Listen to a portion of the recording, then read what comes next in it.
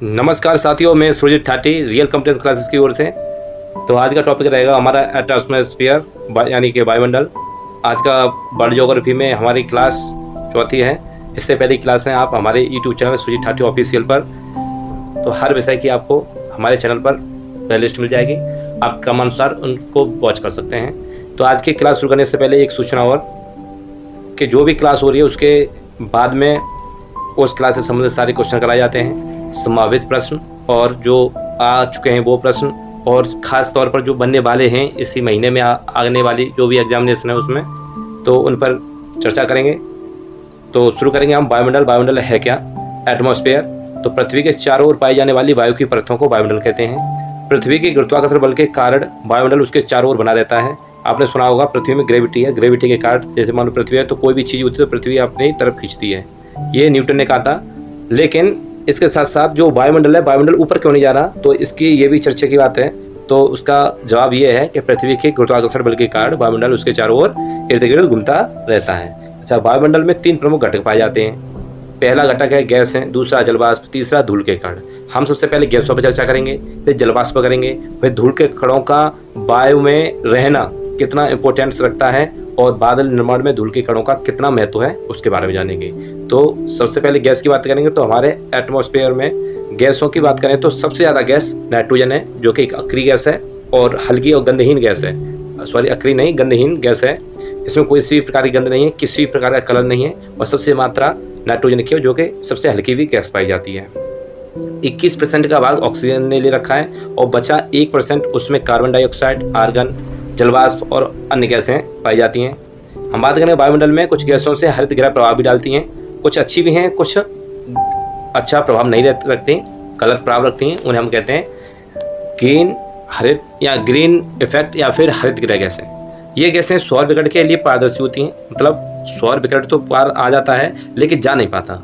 एक मोटा मोटा ऐसे समझिए, जो किरणें आने के बाद आ तो जाती हैं लेकिन पूरी तरह से जा नहीं पाती, और जाने को रोकती हैं कौन सी वाली गैसें? तो CO2, CFC, HFC, PEC, SF6 और CH4 और N2।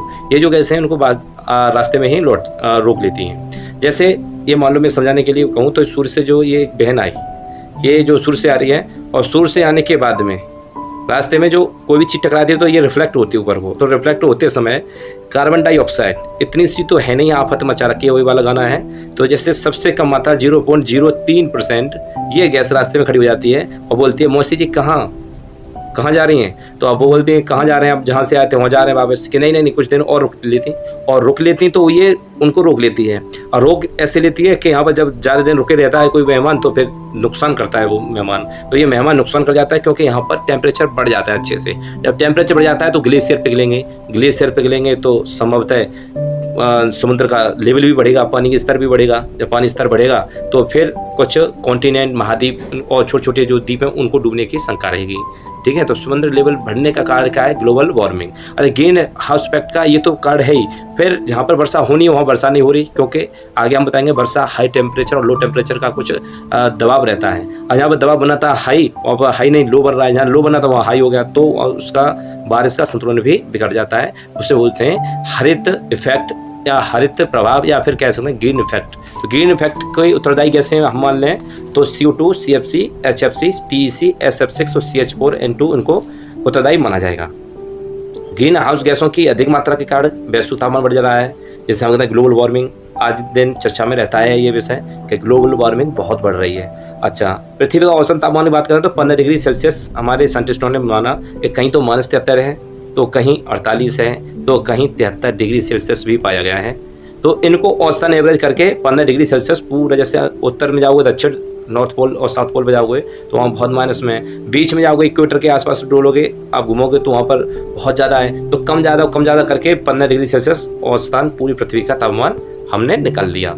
अच्छा, आगे बात करेंगे हम हरित गैसों को कम करने के लिए कुछ अंतर्राष्ट्रीय समझौते किए गए कि उन पर चर्चा की गई कि आप भट्टे न चलाएं, फैक्ट्रियां न चलाएं, कोयले न जलाएं, जिससे क्या CO2 निकलेगा, कुछ गैसें निकलेंगी जो हमारे अंतरिक्ष में, हमारे सौरमंडल में छाएंगी।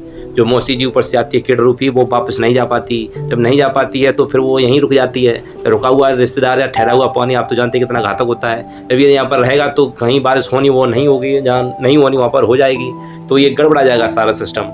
उसके बावजूद भी ग्लेशियर पिघल गए तो ऊपर से एक तो नीम चढ़ा, ऊपर से करेला कड़वा बोर हो जाएगा, तो फिर छोटे छोटे आइलैंड और समुद्र स्तर बढ़ेगा तो कुछ कॉन्टिनेंट और महाद्वीप बाढ़ और ऐसी चीज़ें आएंगी। तो इसके लिए कुछ संभावित प्रोटोकॉल मतलब कुछ समझौते किए गए, उन देशों में पाबंदी लगाई गई कि आप थोड़ा कार्बन उत्सर्जन कम करें। जैसे क्योटो प्रोटोकॉल किया गया, इस पर 1997 में किया गया, लेकिन ये प्रभावी रूप से एक्टिव हुआ 2005 में। ऐसे पेरिस समझौता हुआ फ्रांस में, उस पर 2015 में सिग्नेचर हुए कई देशों के, और ये प्रभावी आया, एक्शन में आया 2016 में। ऐसे ही वायुमंडल में ओजोन गैस भी पाई जाती है जो सूर्य से आने वाली पराबैंगनी किरणों का अवशोषण भी करती है। अच्छा, ओजोन बात करें तो O3 इसका फॉर्मूला है ओजोन का। तो ओजोन परत के क्षय को कम करने के लिए मॉडर्न प्रोटोकॉल 1987 भी किया गया कि ओजोन परत को किसी प्रकार की हानि नहीं होनी चाहिए, लेकिन हानि हो गई। हानि CFC गैस ने कर दी। तो इस प्रोटोकॉल में जो आपका मॉन्ट्रियल प्रोटोकॉल हुआ था 1987 में, इसमें CFC पर जोर दिया गया। इससे कहा गया कि जो फ्रिज और ये जो आपके AC और जो बंद डोर फ्रिज हैं, इनसे जो निकलने वाली गैस है वो CFC है। और CFC क्या करती है कि अंटार्कटिका में जाके ओजोन परत पर छेद कर रही है, क्योंकि जो गैस निकलेगी और वो घूमेगी यहाँ पर, अब इस वायुमंडल घूमेगी तो कहीं ना कहीं तो अपना प्रभाव डालेगी, तो उसने O3 यानी ओजोन पर प्रभाव डाल दिया। इसके लिए मॉन्ट्रियल प्रोटोकॉल 1987 किया गया कि फ्रिज और ACओं में अब CFC नहीं डाली जाएगी, CFC का कोई ऑप्शन ढूंढ लिया जाएगा। अच्छा, ऐसे ही होता है किंगली एग्रीमेंट, किगाली बोलते हैं इसे। तो मॉन्ट्रियल प्रोटोकॉल में संशोधन किया गया था, HFC गैस के उपयोग को कम करने का लक्ष्य निर्धारित किया गया। CFC को कम करने का उपयोग करने का लक्ष्य रखा गया कि हम CFC बहुत कम यूज करेंगे और ज़्यादा से ज़्यादा इसका ऑप्शन ढूंढेंगे और उसको गैस जो जहाँ पर CFC का रिप्लेस करेंगे किसी अन्य गैस से। अच्छा, अगला रहा आपका HFC। अच्छा, HFC क्या था कि HFC गैस ओजोन परत को नुकसान नहीं पहुंचाती, परंतु एक प्रभावी हरित गृह गैस है। तो ये जो CFC का मॉडरेट रिप्लेस वो किया, मतलब CFC की जगह रखा गया, तो HFC को मान्यता दी गई। किगाली में जो मॉन्ट्रियल जो आपका ये मॉन्ट्रियल प्रोटोकॉल था, ये तो CFC को रोकने के लिए था, और जो किगाली हुआ था वो CFC की जगह HFC को रखने का काम करता है। ऐसे किगाली एग्रीमेंट हुआ था, रवांडा हस्ताक्षर हुए 2016 में, और ये प्रभावी 2019 में हो गया कि अब CFC पूरी तरह से बैन कर दी जाएगी और HFC को उसकी जगह चलाया जाएगा। किगाली समझौते का मकसद था 20 साल की समयावधि में कूलिंग डिमांड को कम करना, रेफ्रिजरेटर ट्रांजिशन को सक्षम बनाना, एनर्जी एफिशिएंसी को बढ़ावा और बेहतर टेक्नोलॉजी विकल्प देना। इसका लक्ष्य 2047 तक HFC की परत में 80% से ज़्यादा की कमी करना है। इसका लक्ष्य 26 तक था ही, और बेसलाइन 2031 रखी गई। HFC को फ्रीज करने का लक्ष्य रखा गया। इसका मतलब है कि वह 2024 से 26 में जितनी HFC का उत्सर्जन कर रहा होगा वो 2031 के बाद बिल्कुल बने नहीं दिया जाएगा। तो ये रहा आपका। अब ओजोन परत की बात करें, अब ओजोन परत की बात करें तो ये है हमारी ओजोन परत। तो ओजोन परत ये है हमारी ओजोन परत। ओजोन लेयर क्या करती है, जो सूर्य से अल्फा वायलेट किरणें आती हैं, UV रेडिएशन आती है, उसको क्या कमजोर कर देती है। तो हालांकि पूरी तरह से तो नहीं रोक पाती, लेकिन कम से कम 90% तक उसे रोक देती है। बाद बाकी जो sunlight warms in the planet, मतलब जो सीधी जो हमारी जो हमें घातक नहीं लगती, वो सीधी कहाँ आ जाती है, हमारे पृथ्वी तक आती हैं। इनको रोकने का कारण क्या था, ओजोन परत थी। तो ओजोन परत 3 लेयर में बनी हुई है। जब ओजोन परत पर जब आती है तो ये जो किरणें थी, जो अल्फा वायलेट किरणें होती है, वो की जिगजैग में चलती हैं, तो उनको वहाँ पर उसके जिगजैग जो फॉर्म थी उसको काट देती है ओजोन, और जो सीधी एक लाइन में आती है उनको सीधे आने भी देती है और जाने भी देती है। अच्छा, कुछ किरणें लौट आती हैं नीचे, और लौटने का कारण क्या था, लौटने का कारण यह है क्योंकि CO2। ठीक, आगे बात करें हम जलवाष्प की। पहले हमने गैस पढ़ी, गैस के बाद हम बात करेंगे जलवाष्प की। तो सर्वाधिक मात्रा वायुमंडल की निचली परत में पाई जाती है। जितनी भी जलवाष्प पाई जाती है क्षोभमंडल में पाई जाती है। क्षोभमंडल में जहाँ पर जलवाष्प पाई जाती है वहीं बादल बनेंगे और मौसमी घटनाएं बनेगी। अच्छा, जलवाष्प बादल निर्माण एवं वर्षा के लिए आवश्यक होता है, और जलवाष्प हरित गृह प्रभाव डालता है जलवाष्प। अब जलवाष्प का हम स्ट्रक्चर समझेंगे। सबसे पहले आया क्या, टेम्परेचर यहाँ पर आया, तो टेम्परेचर से यहाँ पर बना हाइट जोन, और टेम्परेचर यहाँ से उठी आपका एवरेशन होता है टर्म्स ऑफ पेड़ों से, नदियों से और शुष्क जगह से, हर जगह से यहाँ से आपको यहाँ से पानी जाते हुए जलवाष्प के रूप में ऊपर जाएगा। क्षोभमंडल ऊपर क्या होता है, यहाँ धूल डस्ट कण होते हैं, डस्ट कण पर क्या होता है, ये जलवाष्प चिपक जाती है, और चिपकने से यहाँ पर बादल का निर्माण हो जाता है। अभी बताएंगे बादल का निर्माण, आगे स्लाइड में बादल निर्माण होता कैसे है। अब ये बादल का निर्माण हो जाता है तो यहीं पर अपना जैसे ही पहाड़ी इलाका हुआ या कहीं ऐसी हवा का अवरोध होता है, वहीं पर ये बारिश होना शुरू हो जाती है। ठीक है, तो जलवाष्प का काम था सिर्फ बादल को बनाना धूल कणों के साथ में। ठीक, अब धूल कण की बात करें तो वायुमंडल की सबसे निचली परत में धूल के कण अधिक पाए जाते हैं। धूल के कण और विकिरण का प्रकीर्णन करते हैं। और जिसके कारण आकाश में रंग नजर आता है। अगर कण न हो तो आकाश में रंग नजर नहीं आएगा, आकाश हमें काला सा दिखेगा। नीला आकाश दिखने का मतलब यही है कि जो समुद्र का जो वो है रिफ्लेक्शन वो ऊपर जाता है, इन कणों से टकराता है और कण को हमें नीला दिखने पर मजबूर करता है, उससे बोलते हैं। अच्छा, वायुमंडल में संघनन की क्रिया धूल के कणों के चारों ओर होती है। अच्छा, उसके बाद धूल के कणों को आद्रता ग्राही केंद्र भी कहा जाता है। आद्रता ग्राही केंद्र इसलिए कहा जाता है, जैसे मान लो ये धूल का कण है, धूल के कण के पास यहीं पर चारों तरफ क्या जम जाएगी, जलवाष्प। ये जलवाष्प के ये टुकड़े आपस में इकट्ठे हो जाते हैं तो बना देते हैं एक बूंद, और बूंद आ जाती है नीचे तो हो जाती है बारिश। तो ये जब जलवाष्प जब तक डस्ट नहीं होगा वायुमंडल में तब तक यहाँ पर बादलों का निर्माण नहीं हो सकता है। ठीक, धूल के कण बादल निर्माण वर्षा के लिए बहुत ही आवश्यक होते हैं। इतना जान लो कि जो जब तक जलवाष्प है और धूल कण नहीं तो बादल नहीं बनेंगे, धूल के कण हैं जलवाष्प नहीं तो भी बादल नहीं बनेंगे। इन दोनों का बना रहना ही बहुत जरूरी है, और गैसों का भी बना रहना जरूरी है, इसलिए इसे बोलते हैं प्राकृतिक देन। ठीक, वायुमंडलीय दाब की बात करेंगे। अभी हम कह रहे हैं वायुमंडलीय दाब में जैसे बारिश होना ना होना, इसके कारण कैसे बनते हैं, बादल कहाँ बरसेंगे कहाँ नहीं बरसेंगे, बादल ऊपर जाते क्यों हैं, नीचे भी तो रह सकते हैं, तो इनके पर चर्चा करेंगे हम। तो किसी सतह के ऊपर पाई जाने वाली वायु के वजन के कारण लगने वाला दाब को वायुमंडलीय दाब भी कहते हैं, और वायुमंडलीय दाब को बैरोमीटर से मापा जाता है। और जो बैरोमीटर की इकाई होती है वो होती है मिलीबार, जिसे हम शॉर्ट में एमबी कह देते हैं। ये एमबी इंटरनेट वाली नहीं है जिसे आप डाटा मानते हैं। अब इसमें हम समझेंगे स्ट्रक्चर से। जो वार्म एयर है, जो गर्म एयर है, वो कहाँ आएगी, सबसे पहले सरफेस पे आएगी, यानी धरती पर आएगी, और यहाँ पर बनेगा हाई प्रेशर, और हाई प्रेशर किसको ढूंढेगा, लो प्रेशर को। ठीक है, जब हाई प्रेशर यहाँ पर बन चुका है तो अब किधर जाएगा, लो प्रेशर की तरफ, और लो प्रेशर जोन में क्या बनने लगेगा, बादल। क्योंकि हाई प्रेशर से लो प्रेशर की तरफ क्या होता है, हवाएं चलती हैं, जलवाष्प चलती है, तो यहाँ पर गर्म हुआ, गर्म होने पर भाप बनकर कहाँ गया, ऊपर लो प्रेशर पर। ये जब लो प्रेशर यहाँ पर हो गया तो ये तलाश है किसको, हाई प्रेशर को, तो ये जहाँ पर टेम्परेचर मिलेगा वहाँ पर बारिश कर देगा। अब हाई टेम्परेचर जैसे हमारे बुजुर्ग बोलते हैं ना, जैसे आज तो उमस हो रही है, पसीना शरीर से निकल ही रहा है, बस दम निकल ही जा रही है, पंखा हवाएं वो बीजना सब कुछ फिराता रहता है आदमी, तब कहता है कि आज तो बारिश हो गई। देखे ना, गांव के बुजुर्ग उससे बोलते हैं कि आज तो बस बारिश होगी, गर्मी बहुत पड़ रही है, धमका पड़ रहा है। तो धमका पड़ने का मतलब है ऊपर तो लो प्रेशर है ही, और लो प्रेशर किसे तलाश रहा है, हाई प्रेशर को, इसीलिए वो लो प्रेशर से हाई प्रेशर की तरफ बारिश हो जाती है। लेकिन बादल बनते हैं हाई प्रेशर से लो प्रेशर की तरफ। टेम्परेचर आया, हाई प्रेशर हुआ, और जब हाई प्रेशर हो गया तो यहाँ पर जाएगा किधर, लो प्रेशर की तरफ। ठीक, चलो इतना समझ में आ गया होगा उम्मीद है। तो अभी मैं रिवीजन करा दूंगा। तो वायुमंडलीय दाब पर ऊंचाई के प्रभाव की बात करें तो 165 मीटर ऊपर जाने पर हमारा -1 डिग्री सेल्सियस कम हो जाता है। मतलब क्या है कि 165 मीटर ऊपर जाने पर हमारा टेम्परेचर में 1 सेल्सियस की कमी हो जाती है। और इसका सबसे बड़ा कारण ये है, जैसे ऊपर से जो किरणें आती हैं, और किरणें आने के बाद में ज़्यादा से ज़्यादा कितनी उठेंगी, अब यहाँ से 100-100 मीटर तक जाएंगी, उसके बाद और कम रह जाएंगी, ऊपर जाएंगी और कम रह जाएंगी, ऊपर जाएंगी और कम जाएंगी, ऊपर जाएंगी और कम रह जाएंगी। जितनी ऊपर कम होती जाएंगी वैसे ही वहाँ पर टेम्परेचर कम होता जाएगा। ऐसे हिमालय पर क्या होता है, हिमालय पर भी यही होता है, क्योंकि हिमालय हम पढ़ते हैं माउंट एवरेस्ट 8848 मीटर, लगभग 8 किलोमीटर 9 किलोमीटर, और 9 किलोमीटर को समारोगे तो 1 किलोमीटर में 1600 मीटर में तो 10 डिग्री सेल्सियस कम हो गया, और 16 पर 90, 16 पर 80, और 8 किलोमीटर कितना डिग्री सेल्सियस कम हो जाएगा, 50। तो वहाँ पर माइनस तो वैसे ही बन गया, क्योंकि हमारे यहाँ पर यूपी पंजाब हरियाणा पर कितना टेम्परेचर है, 37, 38, 40। ठीक, अब यहाँ पर 40 है तो 50 वहाँ का तो -10 तो हुआ, गर्मियों में वैसे भी रहने वाला है वहाँ पर। तो ऐसे करके वहाँ पर बर्फ जम जाती है। यही जलवाष्प जब वहाँ पर ऊंचाई पर जाती है ज़्यादा तो वहाँ पर बर्फ का निर्माण कर लेती है। और हमारे यहाँ पर किसका निर्माण करती है, पानी का, जलवाष्प का रहता है, बादलों का निर्माण करती है। अब यही बादलों का ओलावृष्टि होना ये कहलाता है, जब इसे लो प्रेशर, और ऊपर भी लो प्रेशर नीचे भी लो प्रेशर, तो वहाँ पर ओले बर्फ का जमाव होता है, टेम्परेचर मेंटेन नहीं होता, इसलिए वहाँ पर ओलावृष्टि हो जाती है। जिस दिन धमका नहीं पड़ेगा, बारिश हो जाए तो समझो ओले पड़ेंगे। ठीक, आगे की बात करें, वायुमंडलीय दाब पर तापमान का प्रभाव। तो तापमान बढ़ने पर वायु गर्म होकर ऊपर उठती है, जिसके कारण सतह पर दाब कम लगता है। तापमान कम होने पर वायु ठंडी होकर अवतलित होती है, जिसके कारण सतह पर दाब बढ़ जाता है। अब समझो फिर से, जैसे ये रेंज कितनी दिखाई मैंने, 8 किलोमीटर और नीचे 1 किलोमीटर। मैंने कहा हर 165 मीटर पर 1 डिग्री सेल्सियस क्या हो जाता है, कम।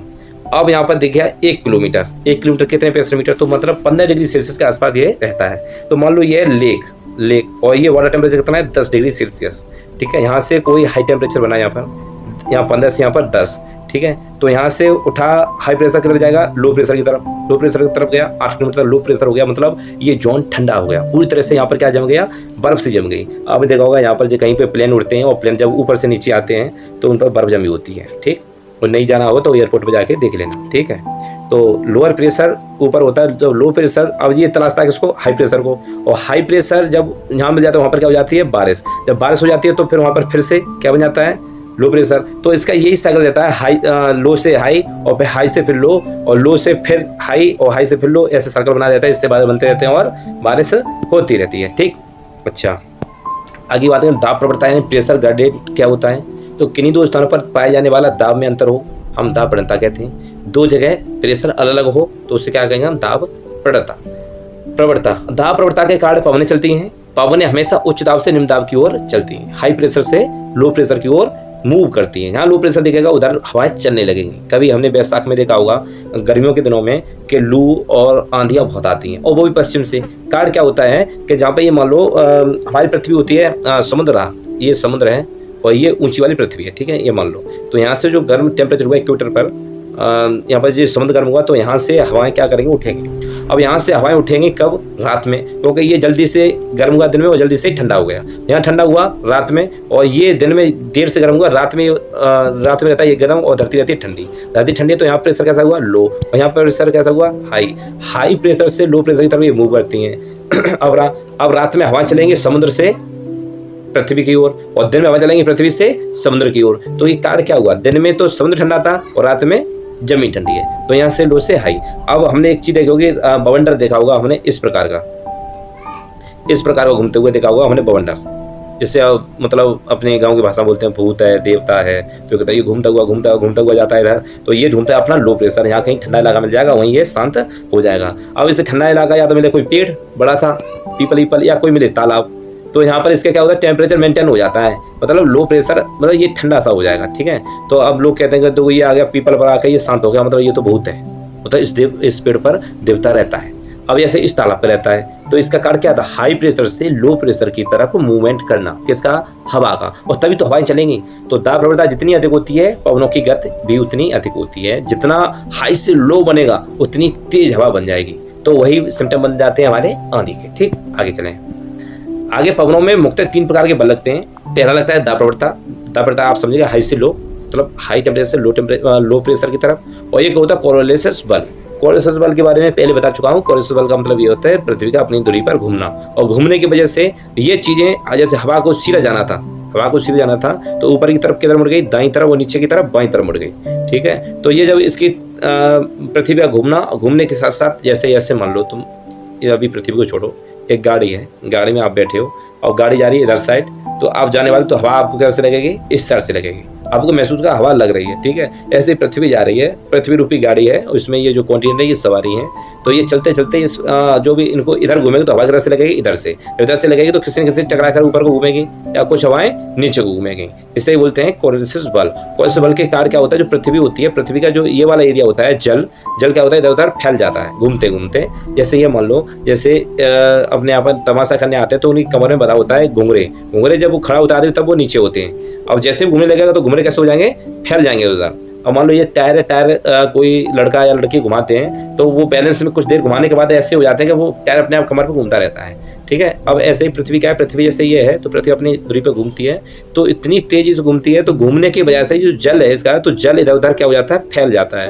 यदि जल फैल जाता है तो पृथ्वी हमें कैसी लगती है, चिपटी हुई लगती है। पृथ्वी गोल थी लेकिन चपटी क्यों है, कोरोलिसिस बल के कारण, ठीक। अच्छा, कोरोलिसिस बल का मतलब, कोरोलिसिस बल के कारण भी हवाएं चलती हैं, एक हाई प्रेशर से लो प्रेशर की तरफ चलती हैं, और जो कोरोलिसिस बल की तरफ चलती हैं तो यही मालूम, मतलब ये घूम रही है तो खिड़की से हवा आ रही होगी, मतलब कॉन्टिनेंट से टकराएगी, दाएं मुड़ेगी बाएं मुड़ेगी, कोरोलिसिस बल। दूसरा है घर्षण बल, पवनों की गति कम करना। घर्षण बल में पवनों की गति कम करना। ग्रेविटी भी क्या करती है, कभी कभी हवा को रोकती है। तो ये 3 नियम थे मुख्यतः पवनों के, जो ये 3 बल लगते हैं, दाब प्रवणता, कोरोलिसिस बल हवा को रोकता है, और तीसरा घर्षण बल जो पृथ्वी का घूमने को ही घर्षण कहते हैं उसमें, ठीक है। तो हवा पर लगाया गया घर्षण यांत्रिक रूप से हवा को धीमा कर देता है और उसकी दिशा को मोड़ देता है। घर्षण परत हवा की वह परत है जो सतह के कारण होने वाले घर्षण से प्रभावित होती है। अब जो यहाँ से हवा यहाँ तक गई, ऊपर नीचे से लेकर ऊपर तक हवा चली, तो यहाँ से जो चल रही है वो हवा कैसी रहेंगी, घर्षण करेंगे तो कम चलेंगे, और यहाँ से ऊपर जो चलने वाली हवाएं वो तीव्र से चलेंगी। घर्षण क्या है, क्या जो रास्ते में जो बाधित हैं, जैसे पेड़ है, बिल्डिंग है, या कोई पहाड़ी चट्टान है, तो ये क्या करते हैं, हवा को बाधित करते हैं, ठीक है। तो इसे कहते हैं घर्षण से रुकने वाली हवा, घर्षण बल मतलब इन पर लगता है। अब इन्हीं हवाओं के ऊपर आ रहा हो बादल, तो कभी कभी कहते हैं ना पेड़ों का होना भी कभी कभी बादलों को बरसा देता है, या पहाड़ियों के होने से यहाँ पर बारिश हो जाती है। तो यहाँ से नीचे इसकी साइड वाले को किसने रोक लिया, पेड़ों ने या चट्टानों ने, तो ऊपर वाले अपने आप क्या हो जाएंगे, आगे चल के गिर जाएंगे। ठीक है, तो ये बारिश का भी कभी कहीं कहीं 10% डन करते हैं। और घर्षण तो आप जानते ही हैं, आप जैसे ही आप 20 मीटर 30-50 मीटर ऊपर जाते हैं तो हवा को तेज चलना महसूस करते हैं, तो ये हवा को रुकना भी घर्षण ही कहलाता है। अच्छा, हम बात करेंगे दाब पेटियों की। अब हम सीधे बारिश करने पर आ जाएं, बारिश करेंगे। तो दाब पेटी में हमने कई देखे कि विषुवत रेखीय निम्न दाब पेटी, उपोष्ण कटिबंधीय उच्च दाब पेटी, शीतोष्ण कटिबंधीय दाब पेटी और ध्रुवीय उच्च दाब पेटी, इनके बारे में हम चर्चा करेंगे। तो इससे हम समझेंगे पहले एक इस चित्र के माध्यम से। तो ये आपकी पृथ्वी है। अब इसको तुम पृथ्वी मानोगे, मानना ही पड़ेगा, क्योंकि जो ऐसी वाली रेखाएं होती हैं वो होती हैं अक्षांश, और जो खड़ी रेखाएं होती हैं वो होती हैं देशांतर। हम देशांतर को देखेंगे नहीं, हम सिर्फ देखेंगे अक्षांशों को। पृथ्वी को तिरछा हम मापेंगे। तो ये जो आपको लाल वाली ये बीच वाली रेखा दिख रही है, इससे कहते हैं विषुवत रेखीय यानी निम्न दाब पेटी या डोलड्रम। इसका नाम भी डोलड्रम है। इक्वेटर में जो 0 डिग्री है इसे कहते हैं हम डोलड्रम। अब मैं एक चीज और बताता हूँ, 1 डिग्री अक्षांश पर आपको 111 किलोमीटर चलना ही पड़ेगा। हर 111 किलोमीटर पर एक अक्षांश बनाया गया है। तो मैं 0 डिग्री की बात कर रहा हूँ, कोई भी ऊपर नीचे 111 या 110 105 1 किलोमीटर भी ऊपर नीचे नहीं जाना है आपको। तो आप सिर्फ समझिए, इसको दिमाग में डालिए प्रैक्टिकली, तो आप कभी नहीं भूलेंगे। मैंने कहा विषुवत रेखीय निम्न दाब पेटी, यहाँ पर कोई दाब नहीं है। इससे ऊपर जाओगे यहाँ पर 5 डिग्री ऊपर ये वाले और 5 डिग्री नीचे, तो यहाँ पर टेम्परेचर रहेगा लगभग 1000 किलोमीटर पर सबसे ज्यादा सूर्य का क्या रहता है, टेम्परेचर। कारण क्या है, नीचे से जब मकर रेखा से ऊपर जाएंगे सूर्य तब यहाँ मुलाकात करेंगे, और यहाँ तक जाएंगे तब वहां से लौटेंगे तब यहाँ पर मुलाकात करेंगे, फिर नीचे आएंगे। तो सबसे ज्यादा बादल कहाँ से उठते हैं, 0 डिग्री से, यानी इक्वेटर से सबसे ज्यादा बादल उठते हैं। यहाँ पर रहता है लो दाब, मतलब निम्न प्रेशर रहता है, कोई भी दाब नहीं रहता, लेकिन टेम्परेचर बहुत रहता है। मैंने कहा प्रेशर नहीं रहता, टेम्परेचर रहता है। अब कहते हैं दाब का यूनिवर्सल होता है, टेम्परेचर में दाब जहाँ होगा वहाँ टेम्परेचर होगा, लेकिन यहाँ पर वो सीन है नहीं। अब सुनो, मैंने हाई प्रेशर से लो प्रेशर की तरफ चलती हैं हवाएं, तो हवाएं इधर उधर से आने वाली किधर आएंगी, हाई प्रेशर से लो प्रेशर की तरफ आएंगी, तो बात बनेगी। अब यहाँ पर क्या होता है, इस एरिया में सबसे ज़्यादा बनते हैं आपके बादल। यहाँ से उठेंगी जलवाष्प में, ऊपर जाएंगी और 30 डिग्री इधर उधर को फेंक दी जाएंगी, 30 डिग्री ऊपर फेंक दी जाएंगी। अब यहाँ पर गिरने वाली होगी उच्च दाब तक, और यहाँ नीचे उपोष्ण कटिबंधीय उच्च दाब पर यहाँ तक बनेगी। तो यहाँ तक क्या होगी, अच्छी सी बारिश होगी, 30 डिग्री तक अच्छी बारिश होगी। जब हवाएं नीचे गिर जाएंगी, भारी हो जाएंगी, उन पर चला नहीं जाएगा, तो वो 30 डिग्री पर जाकर गिर जाएंगी। तो 30 डिग्री पर जाकर गिर जाएंगी, तब वो नीचे से फिर घूम कर आएंगे यहाँ पर, वो कहीं लो तो हम फिर आ गए। अब यहाँ से फिर गर्म होंगे, फिर उठा कर फेंक दी जाएंगी 30 डिग्री, और वहाँ पर ठंडी हो गिर कर फिर से वो आ जाएंगी। बड़ी बेशरम हो गई हैं, होनी भी चाहिए, क्योंकि उनको फिर से भी तो उठना है। तो यहाँ पर सूर्यदेव फिर से गर्म करके फिर फेंक देंगे 30 डिग्री, तो फिर वो 30 डिग्री गिर कर और मतलब कर्क और मकर से ऊपर जाकर और फिर लौट कर फिर वापस आ जाएंगी। वो तो कहेंगे फिर हमसे आ गए, वो कहें ठीक है आ गए। अब यहाँ से जो उठने वाली हो गई यहाँ पर, तो यहाँ पर बन गया दाब ज्यादा, क्योंकि यहाँ दाब था इसीलिए तो गिरी है, और जहाँ दाब है इसीलिए गिर गई, क्योंकि आगे बढ़ा नहीं गया। अब यहाँ पर दाब हो गया ज्यादा, अब 30 डिग्री पर दाब हो गया ज्यादा, तो यहाँ पर कहते हैं उपोष्ण कटिबंधीय उच्च दाब यानी अश्व अक्षांश नाम कैसे पड़ा, अश्व अक्षांश का जो व्यापारी लोग थे यूरोप से यहाँ पर आने वाले थे, इस जगह से यहाँ पर आते थे, तो अपने साथ में घोड़ा लेके आते थे, क्योंकि तब मोटरसाइकिल मर्सिडीज या कोई गाड़ी तो थी नहीं, उनको भूमि पर घूमने के लिए घोड़े चाहिए और समुद्र में घूमने के लिए जहाज चाहिए। अब वो यहाँ से आते थे, तो जब उनको यहाँ पर दबाव उपोष्ण कटिबंधीय उच्च दाब पर यहाँ पर सबसे ज़्यादा टेम्परेचर वो दबाव मालूम पड़ता था, प्रेशर 30 डिग्री पर, तो 30 डिग्री दबाव ज़्यादा मानता, तो वो अपने घोड़ों को क्या करते थे, समुद्र में फेंक दिया करते थे। अब फेंक इसलिए कर दिया करते थे क्योंकि घोड़े हैं, और घोड़े तो तैर कर साथ साथ चलते रहेंगे, तो उनको जहाज चलाने में सुलभ मालूम पड़ता था, मतलब अच्छे से जहाज चलता था, हल्का जहाज होता था, तो दाब कम होता था। उस दाब कम करने के चक्कर में घोड़ों को समुद्र में फेंक दिया करते थे। अब समुद्र में घोड़े फेंक दिया, और जो फेंक दिए इसीलिए उस जगह को बोल दिया गया अश्व अक्षांश। घोड़े को फेंकने में 30 डिग्री को क्या बोलते हैं, अश्व अक्षांश। अच्छा, उसके बाद यहाँ प्रचल पछुआ, यहाँ से उठने वाली होगी यहाँ पर। अच्छा, यहाँ पर जो प्रेशर बढ़ रहा होगा इसी की तरह बढ़ रहा होगा, यहाँ बना वही, पर यहाँ पर ज़्यादा कम है, यहाँ पर थोड़ा ज़्यादा होगा।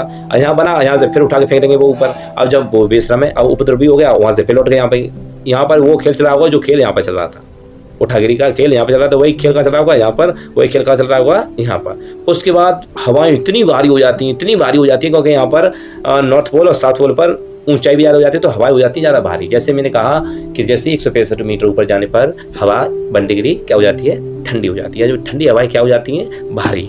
अब भारी हवाएं इतनी हो जाती हैं, यहाँ पर ध्रुवीय पूर्वा पवन है कि वो उठ नहीं पाती, तो वहाँ पर क्या जमा लेती है, पूरी तरह से बर्फ का पहाड़ बना लेती हैं, समुद्र को जमा देती हैं। ठीक है, अब जो लो प्रेशर की बात करेंगे तो जहाँ जहाँ भी कॉन्टिनेंट है, जहाँ जहाँ भी लो प्रेशर है, वहाँ पर क्या होनी है भाई, बारिश होनी है। वहाँ पर क्या होनी है, बारिश होनी है। और जहाँ जहाँ हाई प्रेशर बढ़ रहा है, यहाँ से लेके इस एरिया में हाई प्रेशर बढ़ रहा है, इस एरिया में हाई प्रेशर बनेगा और कहाँ बजाएगा, ये यहाँ तक और ये इधर यहाँ तक। ठीक है, इस एरिया में बारिश होगी और बारिश होने के बाद जो हवाएं होंगी वो वापस कहाँ जाएंगी, इक्वेटर की तरफ आ जाएंगी, फिर उठा के फेंक दी जाएंगी और फिर से इक्वेटर की तरफ आ जाएंगी। तो इक्वेटर तुम्हारा ये है, इक्वेटर आपका ये है, और ये आपकी मकर और ये आपकी कर्क। तो यहाँ से जो हवाएं फेंकी मैंने, कहाँ तक फेंकी, लगभग 30 डिग्री, और यहाँ पर 30 डिग्री, और घूमकर फिर हवाएं कहाँ पर आ जाएंगी, लो प्रेशर गर्म होने, ये आ गई, और फिर गर्म होकर फिर फेंक दी जाएंगी यहाँ पर। ये अपना सीन चल रहा है। यहाँ पर जगह बनती है 30 डिग्री पर अश्वच्छांश, क्योंकि यहाँ पर सबसे भारी जगह, क्योंकि हवाएं आसमान से कहाँ कर रही हैं, जमीन पर, तो यहाँ पर दबाव ज़्यादा रहता है, इसीलिए इसे क्या बोलते हैं, अश्वच्छांश।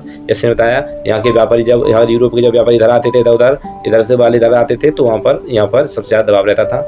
मतलब घोड़ों को समुद्र डालने को ही वो अश्वच्छांश इस रेखा का नाम पड़ गया।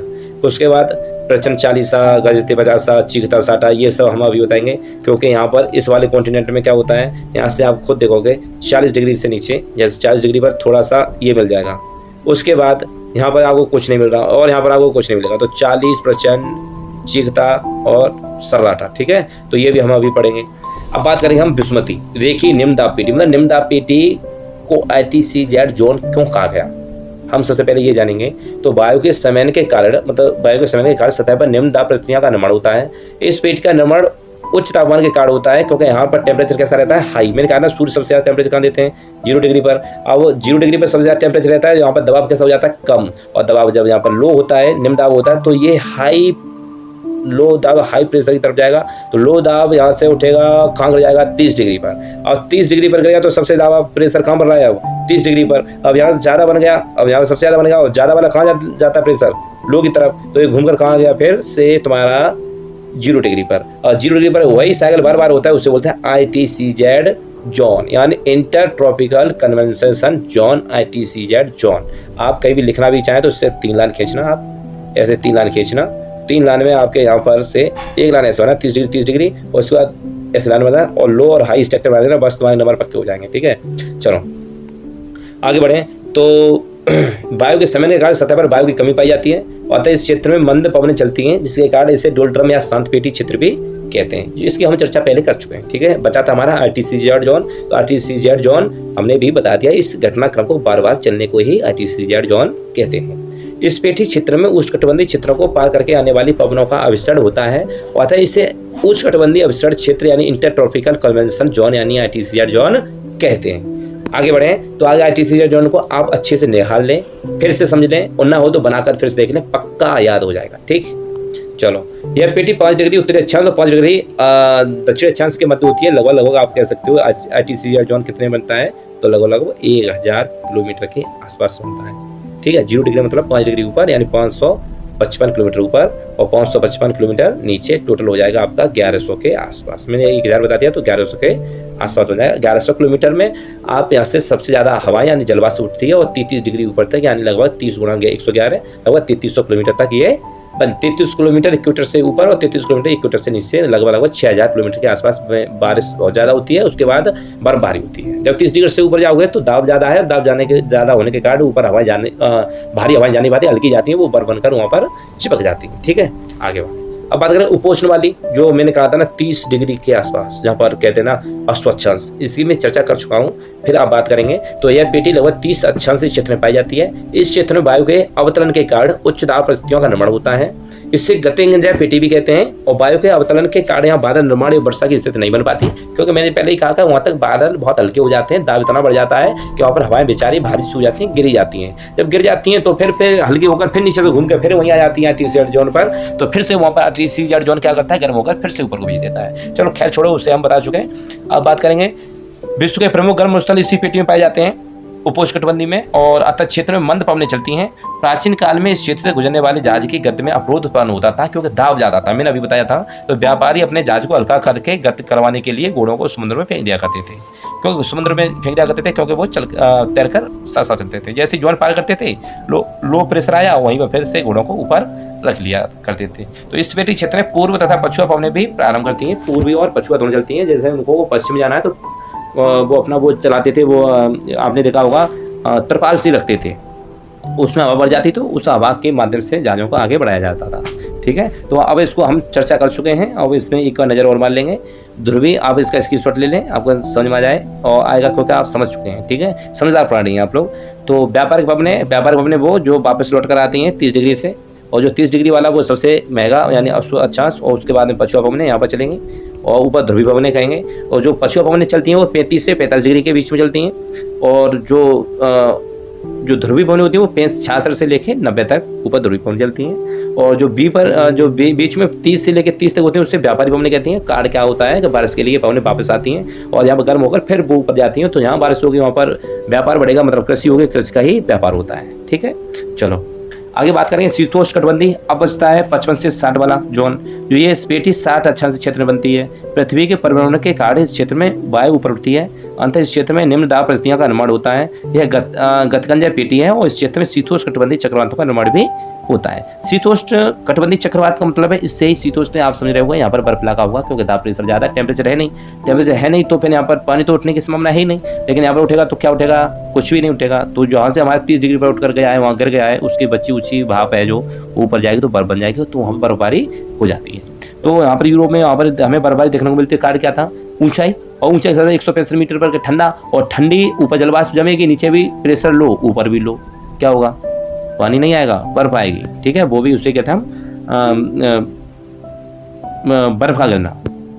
चलो अब आप एक क्वेश्चन दिमाग में चल रहा होगा कि जम्मू कश्मीर तो इतना 37 डिग्री से थोड़ा सा ऊपर, वहाँ तो बारिश होनी चाहिए, लेकिन वहाँ पर बर्फ गिर जाती है। लेकिन भाई ये भी तो देखो, हिमालय है, वहाँ पर ऊंचाई तो देख लो, कम से कम शिवालिक की कम से कम 800 से 12 किलोमीटर औसतन है। शिवालिक पर तो जम्मू कश्मीर है ही, और मध्य पर आता है, और मध्य की 2500 से 3000 है, और 2500 से 3000 का मतलब कितना डिग्री सेल्सियस कम हो गया, तो जितना डिग्री सेल्सियस कम हो जाए तो बर्फ ही बननी है, पानी थोड़ी नहीं गिरेगा वहाँ पर। ठीक है, तो अगली बात करेंगे ध्रुवीय उच्च दाब पेटी। तो ध्रुवों पर ये उच्च दाब बनेगा, 37 डिग्री से ऊपर हाई प्रेशर बनता है। तो यह पेटी 90 अक्षांश क्षेत्र में बनती है। कम तापमान के कारण वायु ठंडी होकर इस क्षेत्र में अवतरित होती है और बर्फ बन जाती है, और वहाँ पर एक सागर की जगह है, वहाँ पर बर्फ का पहाड़ बना देती हैं।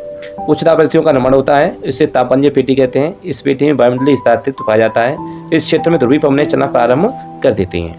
दाब पेटियों के विस्थापन की बात करेंगे हम, तो सूर्य की पृथ्वी के सापेक्ष बदलती स्थिति के कारण दाब पेटियों का विस्थापन भी होता रहता है। कभी कभी ट्रेड्स वाली उल्टी हो जाती है, कभी कभी लो प्रेशर से हाई प्रेशर से लो प्रेशर की तरफ ये चलता रहता है, उसे बोलते हैं शिफ्टिंग विंड वेल्स। मतलब जो हवाएं होती हैं वो कभी कभी ऊपर नीचे होती रहती हैं, क्योंकि सूर्य का इधर से उधर होना भी ये होता है, साल के भीतर ये चीज़ें चलती रहती हैं।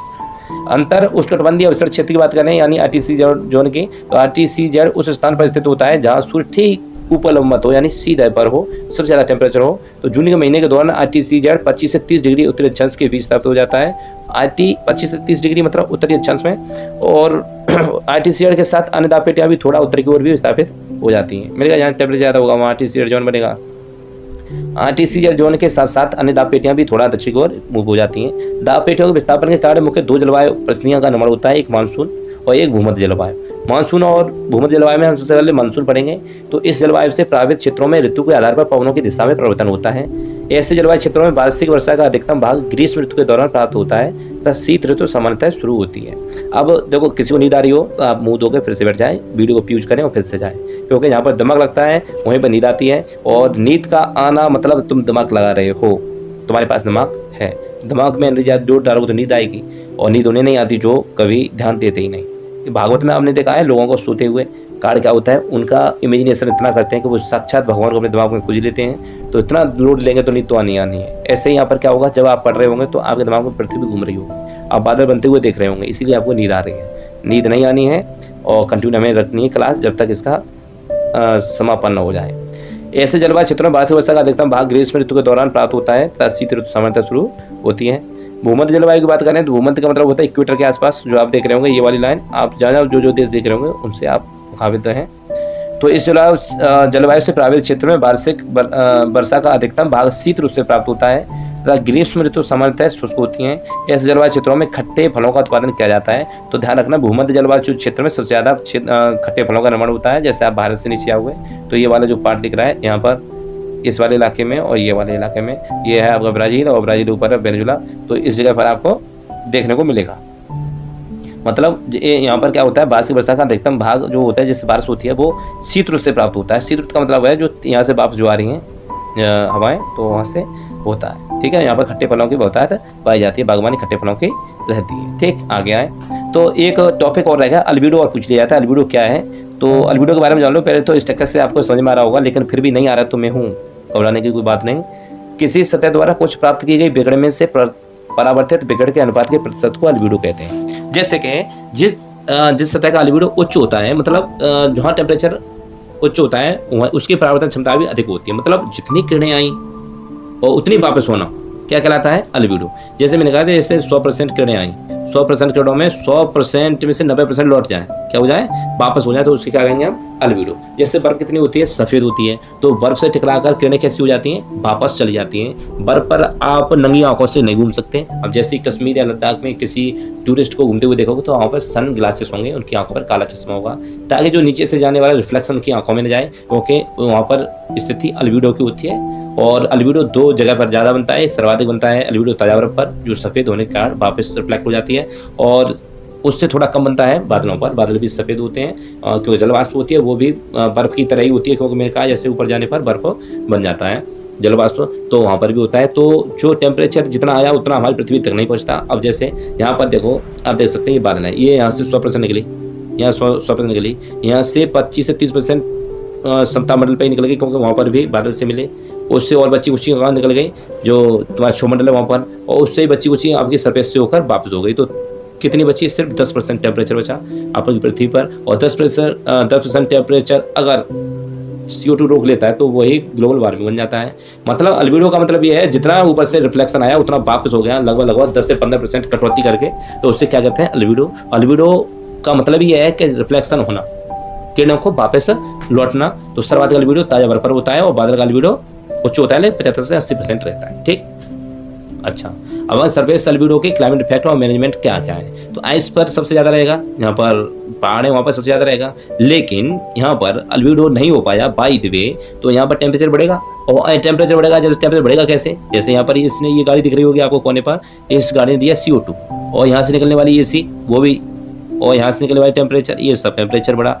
वहाँ से आई किरणें, और किरणों को रोक लिया बीच में ही, और जब रोक लिया तो क्या पकड़ेंगे, ग्लेशियर पकड़ेंगे, तो क्या हुआ, समुद्र स्तर बढ़ेगा, समुद्र स्तर ज़्यादा बढ़ जाएगा। लेकिन अल्बिडो उतना ही होना चाहिए, उतना ही रुकना चाहिए यहाँ पर कि जो जितनी तुम्हारी ज़रूरत है, जिससे ग्लेशियर हल्के हल्के पिघलते रहें ताकि नदियाँ चलती रहें। और ज़्यादा अल्बिडो क्या होगा, वापस नहीं जा पाया तो क्या होगा, क्लाइमेट चेंज हो जाएगा। क्लाइमेट चेंज का मतलब क्या है कि बर्फ पिघल जाएगी, समुद्र लेवल बढ़ जाएंगे। तो अल्बिडो का महत्व क्या है कि कितनी आपकी किरणें वापस जा पा रही हैं, उसको हम क्या कहेंगे, अल्बिडो। सबसे ज़्यादा वापस कहाँ जा रही हैं, बर्फ पर, उससे थोड़ी कम बादलों पर, और सबसे कम CO2 नहीं जाने दे रही भाई। ठीक, आ गया है। अल्बिडो के कारण विषुवत रेखीय क्षेत्र में सर्वोच्च तापमान अभिलेखित नहीं किया जाता, क्योंकि विषुवत रेखा के थोड़ा उत्तर में रिकॉर्ड किया जाता है। और उच्चतम तापमान की बात करें हम, तो पहले का रिकॉर्ड है अल्जीरिया, जो लीबिया का है, सबसे ज़्यादा तापमान। नया रिकॉर्ड बना है डेथ वैली USA, जो डेथ वैली है मतलब एक घाटी है, तो उस घाटी में क्या होता है, जो किरणें आती हैं वापस नहीं जा पाती, मतलब वहाँ पर अल्बिडो नहीं होता। अल्बिडो नहीं हो पाता तो वहाँ पर टेम्परेचर इतना ज़्यादा हो जाता है, क्योंकि वो किरणें वहीं की वहीं रह जाती हैं। घाटी का मतलब होता है दो पहाड़ियाँ हैं, दो पहाड़ियों के बीच की जगह है, यहाँ पर टेम्परेचर आया, टेम्परेचर वापस नहीं जा पाया, तो यहीं घूमता रहेगा, तो यहाँ पर टेम्परेचर ज़्यादा बन जाता है। टेम्परेचर इतना ज़्यादा बन जाता है क्योंकि यहाँ पर क्या नहीं हो पाया, अल्बिडो, मतलब जो किरणें आई वो वापस नहीं गई, तो वो डेथ वैली USA में सबसे ज़्यादा टेम्परेचर रहता है। अच्छा, सबसे कम तापमान की बात करें हम, सबसे कम तापमान की बात करें तो वोस्तोक, यानी वोस्तोक बोल सकते हैं इसे, ये अंटार्कटिका में है, ये रूसी अनुसंधान क्षेत्र है, यहाँ पर रूसी अनुसंधान है वोस्तोक। तो इस क्षेत्र में माइनस के 89.2 डिग्री सेल्सियस यहाँ पर है।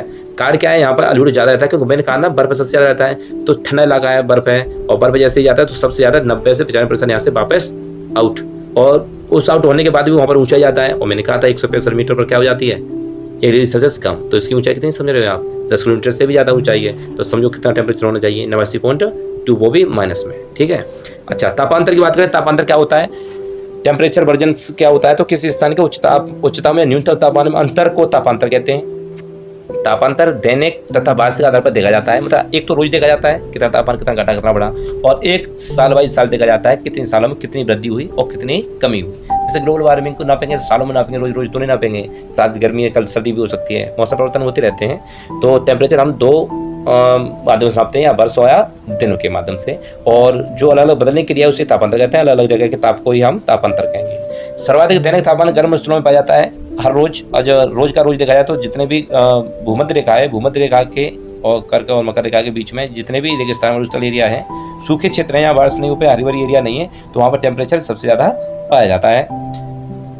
जब यहाँ तक आ गए हैं तो लगे हाथों आर्द्रता की बात कर लें। ह्यूमिडिटी, किसी वायु में उपस्थित जलवाष्प की मात्रा को आर्द्रता कहते हैं। जैसे कोई वायु है, वायु में जो नमी है, जैसे कि अब आप अपने मुंह से किसी शीशा पर जैसे भाप निकालते हैं मुंह से, तो उस भाप में उस शीशा पर कुछ छा जाता है, तो उसे बोलते हैं हम जलवाष्प। जलवाष्प का मतलब है आर्द्रता। आर्द्रता मतलब हवा में कोई हवा में मतलब जल की बूंदें बहुत छोटी मात्रा में, उसे हम आर्द्रता कहते हैं। आर्द्रता को हम हाइग्रोमीटर से मापा जाता है। किसी वायु द्वारा अधिकतम ग्रहण की जा सकने वाली जलवाष्प की मात्रा को नमी क्षमता कहते हैं। तापमान बढ़ने पर वायु की नमी क्षमता बढ़ जाती है और तापमान कम होने पर नमी की क्षमता कम हो जाती है। आप इस डायग्राम को देखिए, आपको बादल दिख रहे होंगे और इसमें जो आपको चिन्ह ऊपर को जाते हुए दिख रहे हैं, जैसे कि ये क्या कर रहे हैं, किसी टेम्परेचर से, किसी सूर्य के टेम्परेचर से यहाँ से जलवाष्प के रूप में यहाँ से ह्यूमिडिटी ऊपर जा रही है। ऊपर जाएगी तो ऊपर कणों से मिलकर, मैंने क्या बताया पहले इसी क्लास में, तो ऊपर जाकर ये क्या करेंगे, कणों के साथ में मिलकर, डस्ट के साथ में मिलकर ये बादलों का निर्माण करेंगे। यहाँ जब बादलों का निर्माण हो जाएगा तो हाई और लो प्रेशर के हिसाब से इनमें क्या हो जाएगा, बारिश फिर से हो जाएगी। ये था ह्यूमिडिटी। ह्यूमिडिटी, जिस वायु में नमी क्षमता के बराबर जलवाष्प होता है उसे संतृप्त वायु कहते हैं। संतृप्त वायु में संघनन की क्रिया होती है, मतलब संतृप्त वायु होती है, जो नमी युक्त वायु होती है उसमें क्या होता है, जो बूंदे, जो उसमें घनापन होता है वो ज़्यादा होता है, संतृप्त होता है। तो संतृप्त में संघनन की क्रिया ज़्यादा रहती है।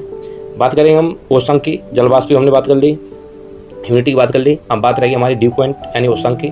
जिस तापमान पर वायु संतृप्त होती है, मतलब इकट्ठी होती है, उससे ओसांक कहते हैं। मतलब वायु में पहले से ह्यूमिडिटी है और वो पहले से वहाँ पर इकट्ठी हो गए तो उससे कहेंगे ओसांक। मतलब वो हम नीचे डायग्राम में देखते सकते हैं, जैसे इधर ड्यू पॉइंट है, आप इधर देखोगे ये ड्यू पॉइंट है, अभी तो दूर है। जब ये ज़्यादा संघनन हो जाएगा, मतलब इसमें संतृप्त हो जाएगा, तो ये बूंदों का निर्माण कर लेगा, वो बूंदों के रूप में आ जाएगा।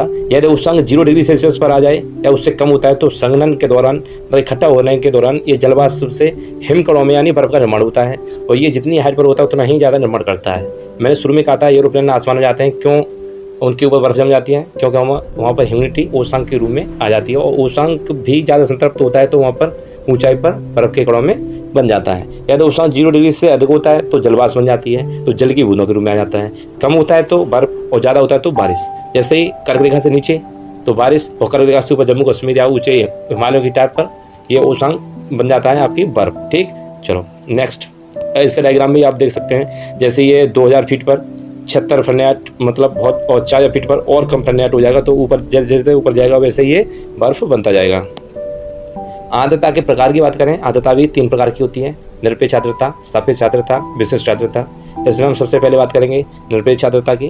तो किसी निश्चित तापमान पर वायु में पाई जाने वाली जलवाष्प की मात्रा जो वायु के प्रति इकाई आयतन में देखी जाती है उसे निरपेक्ष आर्द्रता कहते हैं। निरपेक्ष आर्द्रता की इकाई ग्राम प्रति घन मीटर होती है, ये भी ध्यान रखेंगे। अब इसी डायग्राम से हम समझें, जैसे इसमें वाटर है तो यहाँ पर टेम्परेचर आपको दिख रहा होगा, वहाँ पर 27 डिग्री सेंटीग्रेड है, यहाँ पर 34 है और यहाँ पर 38 है। यहाँ पर जब 27 डिग्री था तब यहाँ पर 100% था, और जब यहाँ पर 34 कर दिया उससे टेम्परेचर बढ़ा दिया तो यहाँ पर सिर्फ 80% रह गया, और इसमें से 38 जब टेम्परेचर रह गया तो यहाँ पर 65% ही जल रह गया है।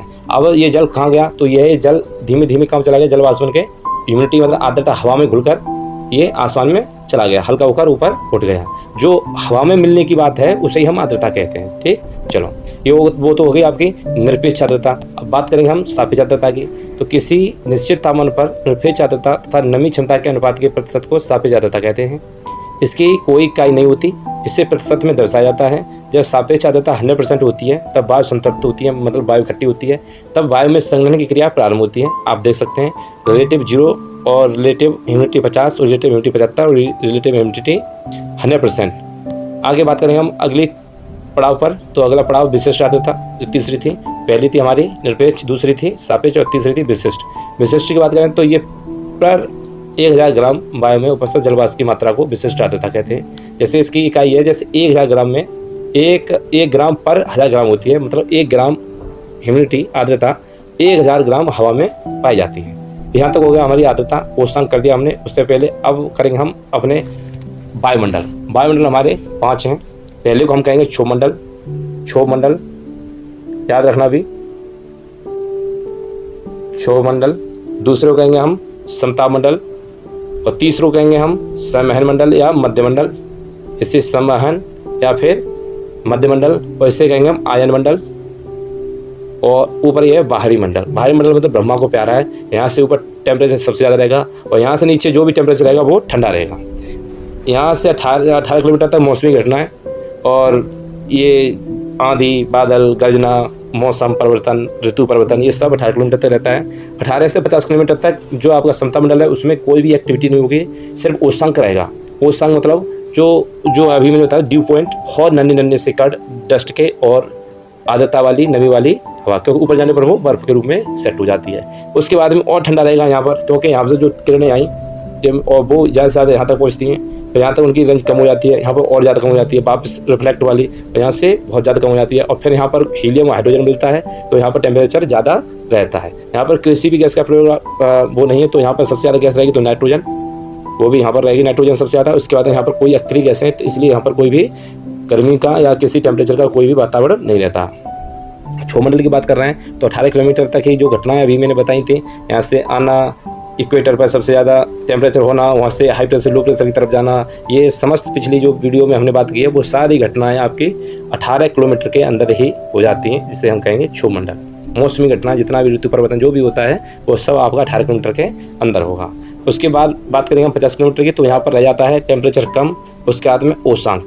अब यहाँ पर ओसांक रहेगा 50 किलोमीटर की रेंज में यहाँ पर, और यहीं पर पाई जाते हैं O3 लेयर, ओजोन की लेयर रहती है O3 यहीं पर ऊपर, मतलब संवहन मंडल के नीचे और समताप मंडल के ऊपर।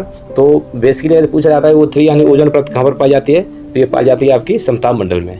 उसके बाद आती है संवहन मंडल, मतलब 2 मंडल ऊपर 2 मंडल नीचे यानी बीच का मंडल, इसकी रेंज 80 किलोमीटर है। तो इसमें ओसांक थोड़ा और कम रहता है, लेकिन यहाँ पर ठंडाई रहती है, हवाएँ ज़्यादा चलती हैं, यहाँ पर हवाएँ ज़्यादा चलती हैं। और उसके बाद बचता है हमारा आयन मंडल, ऊपर वाला, ये वाला आयन मंडल। आयन मंडल में क्या था, सबसे पहले हमने जब रेडियो बनाया तो रेडियो के हम वेव्स छोड़ते थे और वहाँ से टकरा कर फिर वापस दूसरी जगह वेव्स जाती थी, तो आयन मंडल को एज ए रेडियो टावर के में यूज करते थे। तो हम रेडियो की तरंगें कहाँ पर भेजते हैं, आयन मंडल पर, और अब सैटेलाइट को हम छोड़ते हैं तो आयन मंडल पर छोड़ते हैं, क्योंकि कुछ तरंगें यहाँ पर जाएंगी और ज़्यादा ऊपर नहीं जा पाएंगे, तो वापस ये कैप्चर करेगा, कैप्चर करने के बाद ये यहाँ से लोकेशन लेकर फिर से धरती पर पहुँचा देगा। इसलिए सैटेलाइट या प्रक्षेपास्त्र जो भी छोड़े जाते हैं वो आयन मंडल में रहते हैं। रह जाए बाहरी मंडल, तो बाहरी मंडल में हीलियम हाइड्रोजन के कारण यहाँ पर टेम्परेचर सबसे ज़्यादा रहता है, यहाँ से टेम्परेचर नीचे कम रहता है। कार्ड में बता दिया यहाँ पर कोई एक्टिविटी नहीं है, तो इसलिए यहाँ पर किरणें भी ऊपर तक नहीं पहुँच पा रही वापस, तो इसलिए यहाँ पर टेम्परेचर कम रहता है और ठंडे मौसम ज़्यादा रहता है। और यहाँ से ऊपर जब हाइड्रोजन और हीलियम का प्रकोप रहता है तो यहाँ पर हाइड्रोजन हीलियम के कारण यहाँ पर टेम्परेचर सबसे ज़्यादा रहता है बाह्य मंडल। ठीक, आगे की बात करें हम क्वेश्चनों की, तो क्वेश्चन हमने जो पढ़ा है उसमें से ही है। तो पहला क्वेश्चन है, वायुमंडल में सर्वाधिक कौन सी गैसें मिलती हैं? तो वायुमंडल में सबसे ज़्यादा आप सबको मालूम है नाइट्रोजन का सबसे ज़्यादा है। वायुमंडल में नाइट्रोजन का प्रतिशत कितना है? तो ये रहेगा तुम्हारा 78.8%। क्वेश्चन है, विविध जलवायु ये मौसम दशाओं को बदलने वाली सभी महत्वपूर्ण वायुमंडलीय क्रियाएं या प्रक्रियाएं कहाँ घटित होती हैं? तो वायुमंडल में बता दिया, कुछ नहीं होता। क्षोभ मंडल में होती हैं। आयन मंडल में हमने टावर बताए थे। समताप मंडल में टेम्परेचर सेम रहता है। सही आंसर हो जाएगा क्षोभ मंडल। अगला क्वेश्चन है, ओजोन परत मुख्यतः कहाँ पाई जाती है? तो ओजोन में जैसे बताया था ऊपर संवहन मंडल के नीचे और समताप मंडल के ऊपर यानी समताप मंडल में पाई जाती है। सही आंसर सी। समताप मंडल को जेट विमानों के उड़ान के लिए आदर्श माना जाता है, क्योंकि यहाँ पर किसी प्रकार की एक्टिविटी नहीं होती, मतलब मौसमी घटनाएं नहीं होती, मौसम समल रहता है। वातावरण की वह परत जो रेडियो तरंग को परावर्तित करती है कौन सी है? तो मैंने बताया था आयन मंडल हम सबसे पहले यूज करते थे एज ए सैटेलाइट, तो इसका ऑप्शन हो जाएगा ए। सही आंसर, राइट आंसर ए। अगला क्वेश्चन है, इनमें से कौन सी गैस ग्रीन हाउस प्रभाव के लिए उत्तरदायी है? तो ग्रीन हाउस के लिए बताया था, छोटी सी इतनी सी तो है नहीं है, आप बचा रखिए। इसमें से कई CFC CO2 कई मैंने बताई थी। अब करने का तरीका ये, ग्रीन हाउस प्रभाव के लिए उत्तरदायी पूछा है तो क्लोरीन बिल्कुल नहीं होती। क्लोरीन से पेड़ पौधे होते हैं, ऑक्सीजन से इंसान रहते हैं, हाइड्रोजन से जल होता है, तो CO2 इसकी कोई ज़रूरत नहीं। पृथ्वी की सतह से सबसे दूर वातावरणीय परत को क्या कहते हैं? तो ये रहेगा यहाँ पर बाह्य मंडल, क्षोभ मंडल सबसे नीचे है, उसके बाद समताप है, उसके बाद आयन मंडल है और बाहरी मंडल बाह्य मंडल। इनमें से किस मंडल को संवहन मंडल भी कहा जाता है? तो संवहन मंडल को कहा जाता है समताप मंडल से ऊपर वाले यानी मध्य मंडल को संवहन मंडल भी कहा जाता है। अगला क्वेश्चन है, पृथ्वी के समीप पाई जाने वाली वायुमंडलीय परत क्या कहलाती है? तो सबसे पहले बोलेंगे इसे, ये क्वेश्चन आपके क्वेश्चन ऑफ द ईयर, ये तुम्हारे लिए रहेगा, इसे आप करेंगे पीछे देखकर और इस वीडियो के अंत में मैं इसे बताऊंगा। वायुमंडल की किस सतह में तापमान में बहुत अधिक उतार चढ़ाव नहीं होता?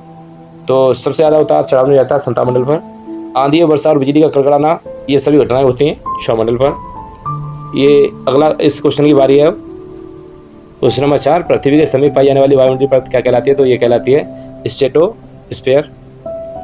यहीं तक हमारी क्लास थी। थैंक्स फॉर वॉचिंग, और लाइक एंड सब्सक्राइब करें, सब्सक्राइब है तो शेयर करें। तो आगे की क्लास से कंटिन्यू रहेगी, आप प्ले लिस्ट में जाकर वॉच कर सकते हैं। धन्यवाद।